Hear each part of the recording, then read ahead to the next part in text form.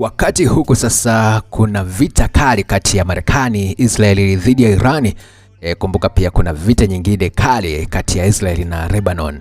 Na sasa taarifa njema ni kwamba usitishaji wa vita wa siku 10 kati ya Israeli na Lebanon umeanza kutekelezwa rasmi. Makubaliano ya kusitisha mapigano kati ya Israeli na Lebanon kwa siku 10 zijazo yameanza kutekelezwa. Makubaliano haya ambayo yalisimamiwa na Marekani yanatarajiwa kurahisisha uwezekano wa mazungumzo ya kuvimaliza vita vya Irani. Kundi la wanamgambo linaloungwa mkono na Irani la Hezbollah limedokeza litaheshimu makubaliano hayo. Saa chache tu baada ya kutangazwa kuwa makubaliano ya kusitisha mapigano yameanza kutekelezwa kati ya Lebanon na Israeli, jeshi la Lebanon limeripoti kuwa Israeli imeyakiuka kwa kushambulia vijiji kadhaa vya kusini mwa nchi hiyo. Jeshi hilo limewatahadharisha wakazi wa kusini mwa Lebanon kutorejea makwao kwa sababu hali bado ni tete. Israeli imesisitiza kuwa majeshi yake yatasalia katika maeneo ambayo inadhibiti, na Iran imesema kwamba imepokea vyema makubaliano hayo ya kusitisha vita, lakini imetaka majeshi ya Israeli kuondoka kabisa katika maeneo ya Lebanon. Zaidi ya watu 2,000 wameuawa katika mashambulizi hayo na zaidi ya watu 1.2 wameachwa bila makazi.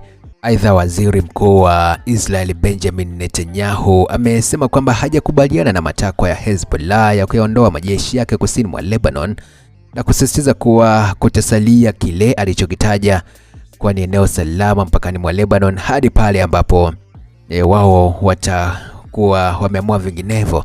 Msemaji na katibu mkuu wa Umoja wa Mataifa Stefan Dujarric amesema wamefurahishwa na hatua zilizochukuliwa na Israel na Lebanon kusitisha mapigano yao.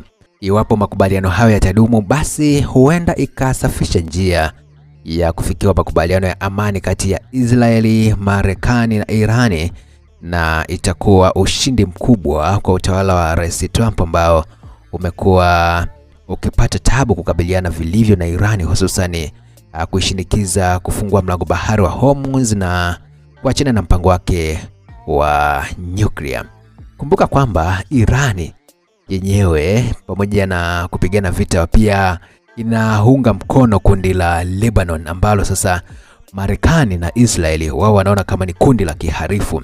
Kwa ndio maana hata ukiangalia kwenye yale makubaliano ambayo Israeli wameyaweka ili kumaliza vita vinavyoendelea kwa hivi sasa, wameweka pia sharti la Israeli kuacha kuishambulia Lebanon. Na Israeli nao wanaona kama Lebanon kwao ni tishio kubwa. Kwa hivi sasa katika harakati za kutafuta suluhisho ndio hapo na wao wamekubaliana kusitisha vita kwa siku 10.